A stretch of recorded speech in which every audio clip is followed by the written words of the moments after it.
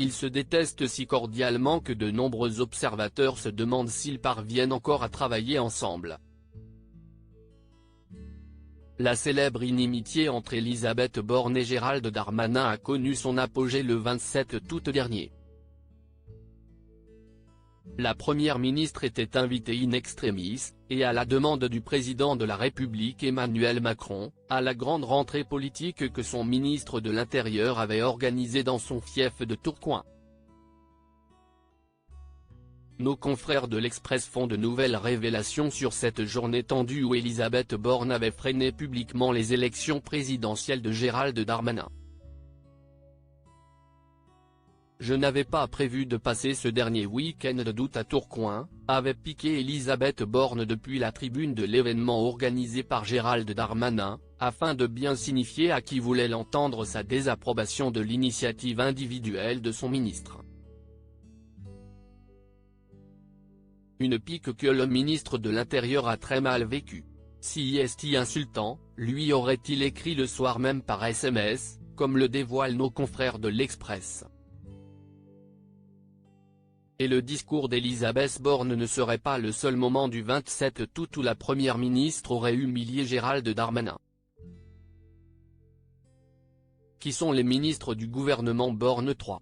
Gérald Darmanin, cette humiliation qu'Elisabeth Borne lui a épargnée durant cette journée très politique de la fin de l'été 2023, Elisabeth Borne avait été amenée à rencontrer Annie Darmanin, née Wakid, la mère du ministre de l'Intérieur.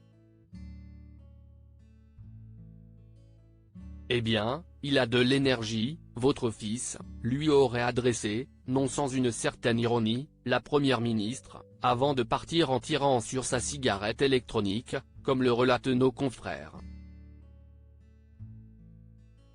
Mais, lors de cette journée, Elisabeth Borne aurait également évité une autre humiliation à son ministre. Pour se distinguer du reste de la Macronie et préparer ses ambitions présidentielles, Gérald Darmanin aime à mettre en scène sa proximité supposée avec les classes populaires. Un point sur lequel Elisabeth Borne avait envisagé d'attaquer son ministre. Nous portons depuis 4 ans ensemble les réformes du président, nous partageons ton souci des classes populaires, tu dois avoir un souvenir amer des APL, avait envisagé de dire Elisabeth Borne dans son discours, selon les révélations de l'Express. Or, la baisse de 5 € des APL avait été portée par Gérald Darmanin lui-même, alors ministre des Comptes publics. Elisabeth Borne aurait finalement choisi d'abandonner cette attaque. Crédit photo, Éric Chaenpoul.